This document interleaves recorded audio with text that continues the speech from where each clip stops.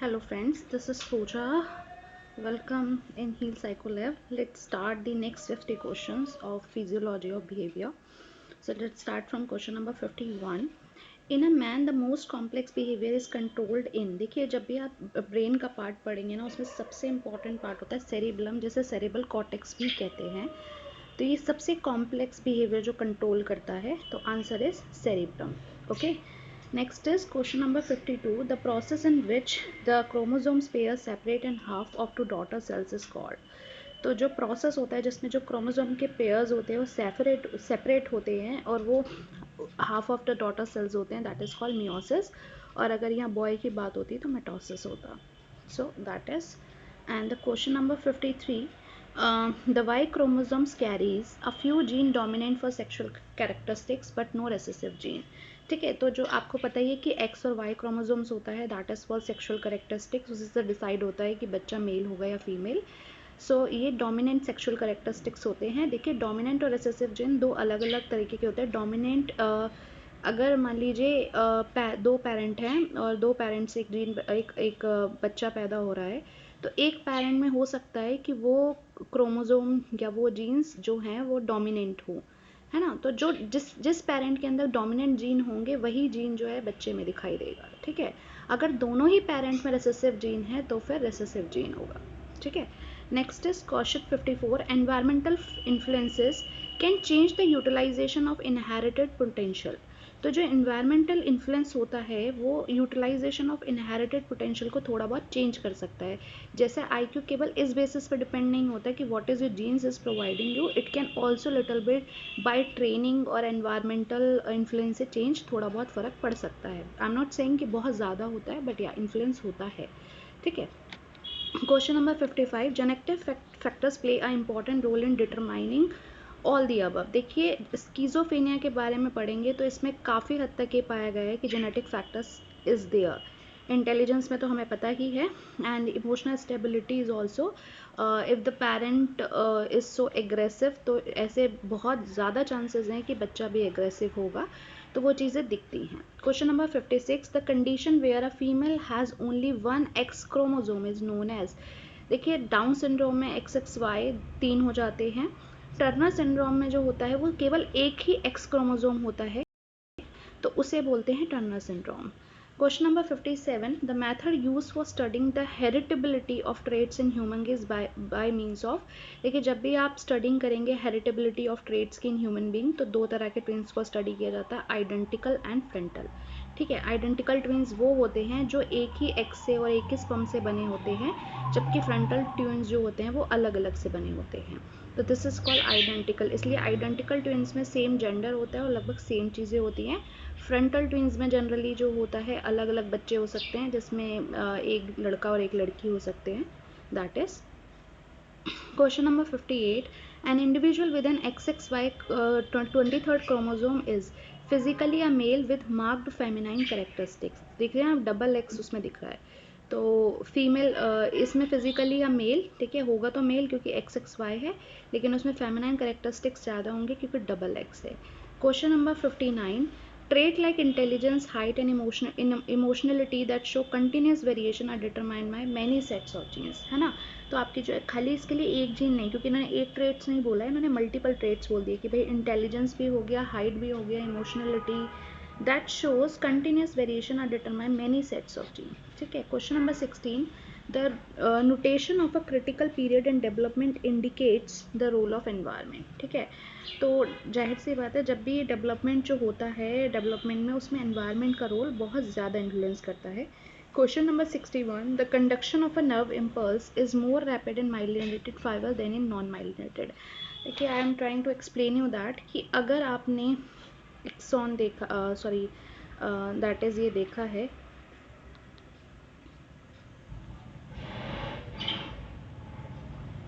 अगर ये एक न्यूरॉन है टू मेक, सपोज ये एक न्यूरॉन है, ठीक है, और इसमें ये जो एक्सॉन बने हैं, these are axon, I am trying to make it, and इसके ऊपर एक माइलिनेटेड शीट होती है. ठीक है. ये जो माइलिनेटेड शीट होती है ये जो है एक्सॉन को प्रोटेक्ट करती है. ठीक है, इसी की वजह से बहुत फास्ट वे से एक्सॉन से ट्रैवल करता है transmitter.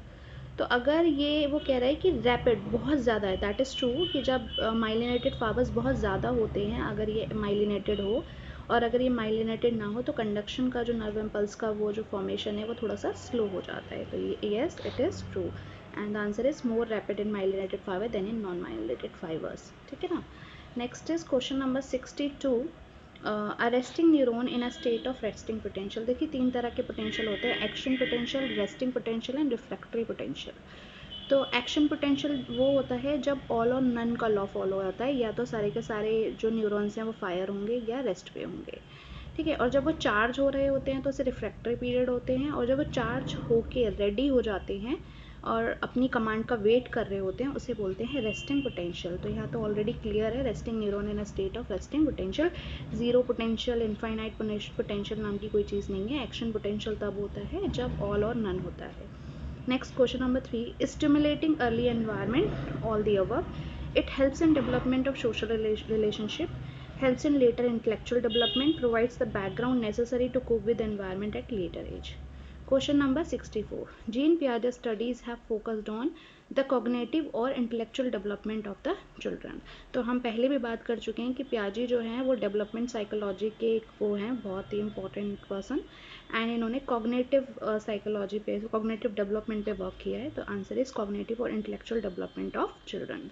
Question number 65, a child can think in abstract terms and reason by hypothesis. देखिए जब बच्चा हाइपोथेसिस समझ रहे हैं ना आप, बहुत बड़ी चीज़ हो गई समझने के लिए, और या एब्स्ट्रैक्ट टर्म्स जब आप किसी के इमोशंस को समझ पाएँ, है ना, दूसरों की बात को इंटरप्रेट कर पाएँ, तो वो लास्ट स्टेज होती है फॉर्मल ऑपरेशन स्टेज। तो answer is C. Next, 66, attachment of infant is to his mother is because sees his largely as a source of dash। देखिए इसमें ना मैं आपको एक थोड़ा सा एग्जांपल बताना चाह रही हूँ। एक हैरी हेल्रो थे जिन्होंने एक अटैचमेंट पे किया था मदर के मंकीज़ पे करके देखा था। तो उन्होंने 2 मदर्स बनाए थे मंकीज़ के। एक मंकी था बच्चा, और उसको जो है 2 मदर्स के पास छोड़ा गया। एक तो थी इस स्प्रिंग से बनाई हुई थी मदर, और उसमें जो है वहाँ से वो बच्चा फीड कर सकता था अपने आप को, मतलब उसको बॉटल्स वगैरह लगा दी थी। एंड दूसरी मदर जो थी वो एक सॉफ्ट मटेरियल से बनाई गई थी, बट वो फीड नहीं कर सकती थी। तो जब भी फियर की स्टेज आती थी ना तो बच्चा हमेशा सॉफ्ट वाले के पास जाता था। तो दैट इज, तो attachment of an infants to is mother because it sees are largely as a source of security. तो बच्चा माँ के पास इसलिए जाता है या ऐसे क्योंकि उसे सिक्योरिटी लगती है वहाँ पे। Next 67, the nerve impulse is transmitted across the synapse by receptor activity. तो जहाँ पे रिसीव्ड होंगे नर्व इम्पल्सेस उसे बोलेंगे receptor activity. Question number 68, anxious attachment develop as result of insensitive mothering and repetitive separations, है ना। अगर आप बच्चे की मदर जो है बहुत इनसेंसिटिव है बच्चे को लेके, या वो उससे बहुत ही मतलब कभी भी सेपरेट हो जाती है, कोई फ़र्क नहीं पड़ता, तो उससे बच्चा जो है एंशियस अटैचमेंट, तभी बोला जाता है कि ऐसा बहुत सारे डेवलपमेंट साइकोलॉजिस्ट बोलते हैं कि बच्चे को शुरू में अटैचमेंट की ज़रूरत होती है और उसे सिक्योरिटी प्रोवाइड करने की ज़रूरत होती है। अगर आप बच्चे को दूर रखेंगे और उसे सिक्योरिटी प्रोवाइड नहीं करेंगे, अगर वो रो रहा है तो उसे रोने देंगे, तो इससे उसके अंदर एंशियस ट्रेट्स आ जाएंगे। It's better you should provide him attachment and affection. Question number 69, during transmission along an axon the nerve impulse does not diminish in size। तो जब ट्रांसमिशन होता है एक्सॉन के अंदर जो नर्व इम्पल्स होते हैं वो डिमिनाइज नहीं होते, ठीक है, साइज में वो सेम रहते हैं। Next question number 17, the transmission of an impulse in a neuron it depends on graded potential. उसका पोटेंशियल क्या है, देखिए ऑल और नन प्रिंसिपल तो मैं आपको बता चुकी हूँ, वो एक्शन पोटेंशियल में होता है, ठीक है। तो the transmission of an impulse in a neuron it depends on graded potential, उसका पोटेंशियल कितना है, यानी उसका कितना थ्रेशोल्ड है फायर होने के लिए। Next question number 71, the central nervous system is consist of the brain and the spinal cord. हम पहले भी पढ़ चुके हैं कि नर्वस सिस्टम जो होता है वो 2 टाइप का होता है, the central nervous system and the peripheral nervous system. Central nervous system के 2 पार्ट होते हैं, ब्रेन एंड स्पाइनल कॉर्ड, और पेरिफेरियल के भी 2 होते हैं, ऑटोनॉमिक और सोमैटिक, ठीक है। Question number 72, the following statement is true about the autonomic system. मैं पहले भी बता चुकी हूँ ऑटोनॉमिक का मतलब ही है ऐसी एक्टिविटीज़ जो इनवॉलंटरी हो, है ना। जिसमें आपकी मर्जी शामिल ना हो, यानी जैसे आप ब्रीदिंग कर रहे हो, आप ना चाहते हो भी वो करोगे, या आपका हार्ट बीट कर रहा है, तो that is called autonomic system. तो ये बहुत ही इंपॉर्टेंट रोल निभाता है हमारे इमोशंस में, है ना। Next is a 3 neuron reflex are consist of afferent. देखिए 3 तरह के न्यूरॉन होते हैं, afferent neuron, efferent neuron and connector neuron, और इनको दूसरे लैंग्वेज में भी बोल देते हैं जैसे motor neuron, sensory neuron, association neuron या inter neuron. Question number 74, messages regarding pain, pressure and temperature variation are carried by। तो जब हम नर्वस सिस्टम की बात कर रहे थे, तो when I am talking about the nervous system, तो it has 2 part, CNS and PNS, है ना। तो PNS में भी 2 पार्ट हैं, एक है ऑटोनॉमिक नर्वस सिस्टम यानी ANS, और एक है सोमैटिक नर्वस सिस्टम। तो ये जो भी फील पेन करने वाला, सोमैटिक्स को आप समझते ही होंगे, एक सोमैटो डिसऑर्डर्स भी होते हैं, आपको पता होंगे, है ना। तो that is related to pain, pressure and temperature variation carried by somatic system. Next is question number 75, जो नी जर्क होता है, ये एक occurs slowly in the spinal cord without any assistance from the brain तरीके का ये रिफ्लेक्स सेक्शन होता है। It is normally modulated by message from the higher nervous system in addition to its basic mechanism built into the spinal cord, and it is a reflection response. So all the statements are correct. Okay.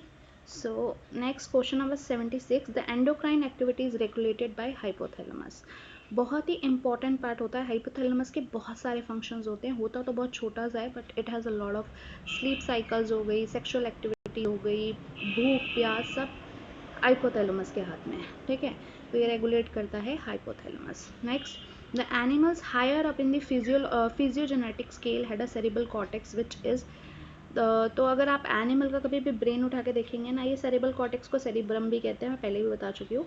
तो suppose ये जो part होता है और ये दिख जाएगा ऐसे ऐसे जो ब्रेन होता है, ठीक है। तो वो ये कह रहा है कि बहुत ज़्यादा रिंकल्ड होता है, कन्वोल्यूटेड होता है, और जितना रिंकल्ड होता है उसको स्टडी करना डिफिकल्ट होता है। The development of the cerebral cortex depends on the organism's genetic makeup only। तो cerebral cortex जो होता है वो genetic makeup पे depend करता है। Next 79, the layer of the brain which come latest in the evolutionary development, that is cerebrum। Okay, ये जो है latest और ये newest part है cerebrum, जैसे हम cerebral cortex भी कहते हैं, ठीक है। Next is question number 80, the hypothalamus, the answer is control both the anterior and both the anterior and the posterior through in different way।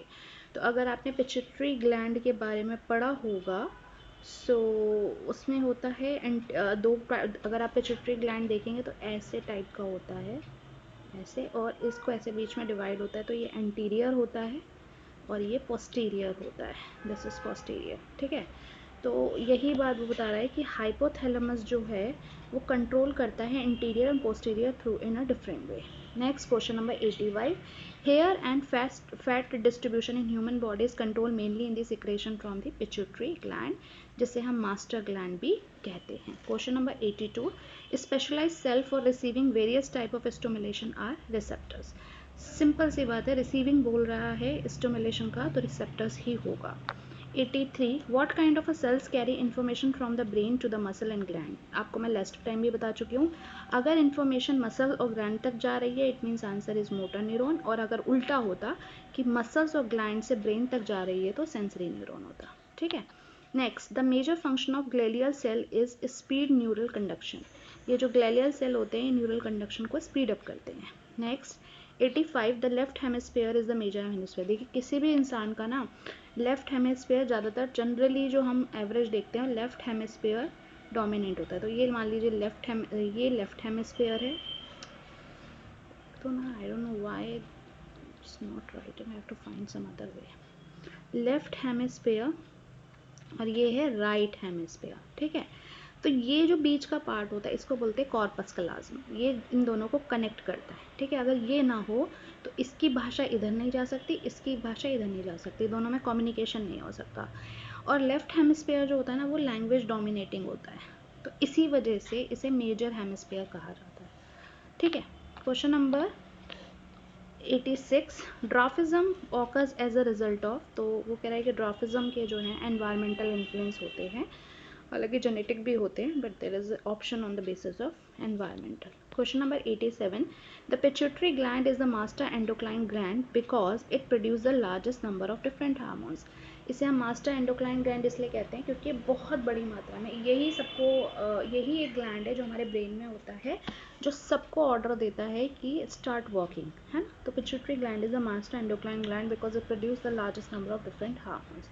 Question number 88. A major function of the hypothalamus to maintain a steady internal environment for the body. तो जो major function होता है hypothalamus का वो study internal environment create करता है of the body. And synaptic cleft बता चुकी हूँ, गैप बिटवीन टू न्यूरॉन्स. तो जब ये मान लीजिए ये न्यूरॉन है और ये एक्सॉन है और ये डेंड्राइट्स है और यहाँ पे दूसरे न्यूरॉन है और यहाँ पे जो गैप है इसे बोलते हैं साइनेप्टिक क्लेफ्ट. तो gap between two neuron is a synaptic cleft. The pleasure center discovered by Olds and Milner is located in Spatal area. Pleasure centre जो होता है तो उन्होंने फाइंड किया था कि ये स्पैटल एरिया होता है जो हमें प्लेजर सेंटर होता है, ये इनके द्वारा फाइंड किया गया था. Next, the somatosensory cortex is located in the parietal lobe. मैं आपको कल भी बता चुकी हूँ आई थिंक पिछली वाली वीडियो में कि पैराइटल लोब जो होता है वो प्रेशर, पेन, ठीक है, जो स्किन से हम महसूस कर सकते हैं उसके लिए होता है. तो हम सोमैटोसेंसरी की बात कर रहे हैं तो that will be parietal lobe. Next is 92. In carrying out the fight of flight. अभी आपको जब मैं नर्वस सिस्टम बता रही थी ना तो आई वॉज टोल्ड यू कि nervous system divided in two parts, CNS and PNS. Yes, और PNS भी दो पार्ट्स में था, एक था ANS. प्लीज़ मैं बोल भी रही हूँ तो आप उस पर कंसिडर कर लीजिएगा, सॉरी यहाँ नहीं लिखा जा रहा है. ANS and SNS somatic nervous system, ठीक है. तो ये जो सोमैटिक नर्वस सिस्टम ANS में होता है ना, इसके भी दो पार्ट होते हैं, सिंपैथेटिक और पैरासिम्पैथेटिक. तो जो सिंपैथेटिक होता है ये फाइट और फ्लाइट के लिए होता है और this is for the resting, ये वापस अपने ओरिजिनल फॉर्म में के लिए. तो in carrying out the fight और flight response the role of supervisor assign to the hypothalamus, ठीक है. तो रोल ऑफ सुपरवाइजर जो इनको सुपरवाइज करता है इस चीज़ को, उसको बोलते हैं hypothalamus. Next question number 93. A person's current weight and height could be set to. देखिए जो दिखेगा वो फिनोटाइप होता है, जो नहीं दिखेगा वो जीनोटाइप होता है. तो जो आप जेनेटिक्स आपको मिलते हैं उनको आप जीनोटाइप बोलेंगे. जो आप एनवायरनमेंट में उन जीन की वजह से जो आपका एनवायरनमेंट में दिख रहा है आपके जो विजिबल है दैट इज कॉल्ड फिनोटाइप. तो weight and height is visible, that's why it's called phenotype. Question number 94. The myelin sheath serve to the both the above. तो permit fast transmission of the neural impulse. मैंने अभी बताया था कि जब अगर एक न्यूरॉन है और उसका एक्सॉन है, यहाँ ये एक्सॉन जो बने हुए हैं और एक्सॉन के ऊपर अगर माइलिनेटेड शीट है तो वो नर्व इम्पल्स को रैपिड तरीके से, मतलब बहुत जल्दी हम्प करता है. तो permit faster transmission of the neural impulse and keep the neural impulse on the right track. इससे क्या होता है कि वो नेक्स्ट पे ही कूदेगा, एकदम से कहीं भी जंप नहीं करेगा. तो इसलिए इसके आंसर दोनों करेक्ट है, ठीक है. Next, the women who say she wants to wear one dress but reaches for another would be treated with lean, ठीक है. And next is question number 96. Psychology as a science can be said to empirical. Empirical का मतलब होता है जिसपे जो environment में practically किया जा सके, एक्सपेरिमेंटल हो. तो इसलिए साइकोलॉजी को साइंस क्यों कहा जाता है, क्योंकि ये एम्पेरिकल है, ठीक है. Next 97. The seat of emotions is to be found in the limbic system. याद रखिएगा लिम्बिक सिस्टम जो होता है इमोशन, अगर इसके अलावा यहाँ एमिगडला होता है, because एमिगडला is a part of limbic system. एमिगडला is totally responsible for emotions, ठीक है. Next, adrenaline is a product. तो हमने एड्रेनलिन के दो पार्ट पढ़े थे, दो टाइप का होता है, एक एड्रेनलिन कॉर्टेक्स होता है और एक एड्रेनलिन मेडुला होता है. तो यहाँ पे ये जो प्रोडक्ट होता है एड्रेनलिन मेडुला, ठीक है, इसकी डिवीजन दो पार्ट्स में होता है, तो इसका आंसर मेडुला है. Next is adrenal gland is also known as emergency gland, ठीक है, इसे इमरजेंसी ग्लैंड भी कहा जाता है. Over secretion of thyroid leads to Graves disease. तो अगर ज़्यादा थायराइड हो जाए, सिक्रेशन होगा थायराइड का, तो उससे ग्रेवीज डिसीज होगा. Thank you. I have completed the 100 question and next 50 question I'll complete it in next video. Please, if you want some improvement or any feedback or something, please do that. Thank you.